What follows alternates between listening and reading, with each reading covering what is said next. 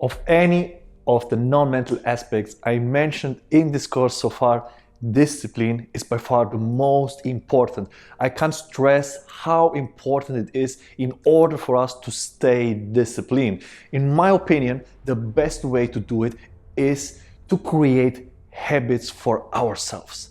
I'd seen on a speech recently and I thought this was remarkable that the guy said, make greatness a habit.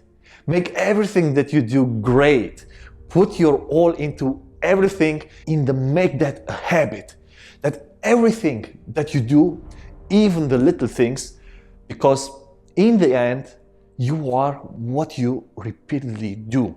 And if you do everything great, the small things, the big things, whatever it is, you will always do everything great. The way you do one thing is the way you do everything.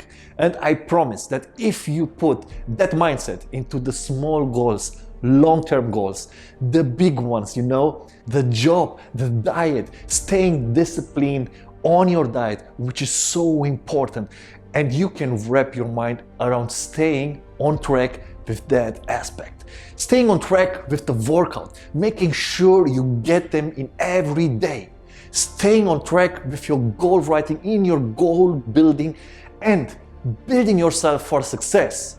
These small habits will help you control desires, will help you break bad habits while staying focused. And every time you feel like you are going to lose focus, every time you think about cheating on your diet, every time you think about skipping that workout, every time you think about not following one of those goals in the book, your goal journal, remind yourself why you started. Remind yourself where you were.